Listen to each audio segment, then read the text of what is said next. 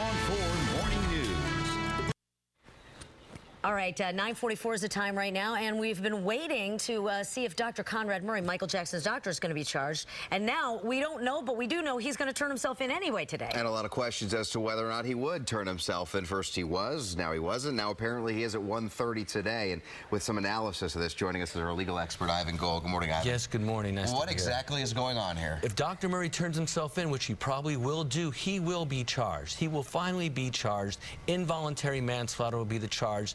I still say it's going to be very difficult to get a conviction. I think he will cop a plea at some point. However, as attorney Mike Flanagan says no, no, no, completely innocent. He'll fight the case the entire way. But wait, don't you usually wait until you're charged to turn yourself in? In this case, though, when you have a surrender agreement, everything is agreed upon. The charges are agreed upon. The surrender date is agreed upon. In this kind of high-profile case, that's the way you do it. Typically, no. You have an arrest warrant. The police come out. They arrest you. They take you in. Or you just go down and surrender. But in this case, everything is properly, strategically planned out. Is that better treatment so he doesn't have to be shown in handcuffs? He's getting a little better treatment, and this is such a high-profile case. This is Michael Jackson, so they want to do this discreetly, professionally, make sure his lawyers are going to be there. He'll walk in, he'll post bail, and he'll walk out. That's what's going to happen. He's not going to spend any time in custody. He'll get fingerprinted, charged, booked, he'll get a court appearance, and he'll leave. But is all this really to avoid the public image of Dr. Murray in handcuffs? Is that what this is really all about? It's a courtesy. This is a courtesy for a high-profile defendant. This is what they do.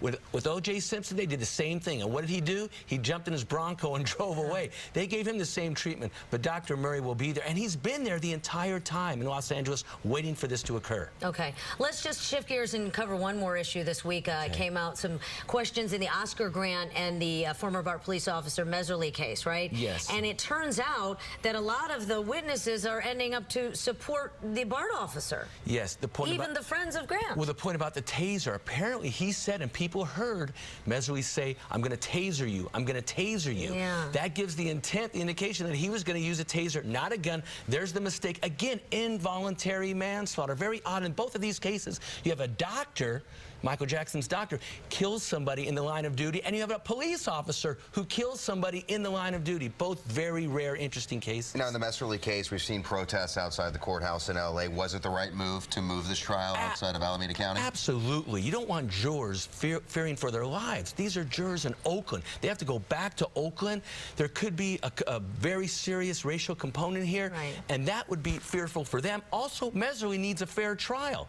Could he get a fair trial in here based on all the protests, all the publicity? Down there, I think it'll be better. Alleviate the possibility of an appeal, and the jurors won't be frightened, actually. I mean, you would be too if you had to go back to your neighborhood. The pressure's going to be on to convict, potentially. All right. All right, well, thanks thank for you, your time. Evan. We'll see you next Friday. Yes, good to be here. All right, 9:47 right now. Let's go to the newsroom in James.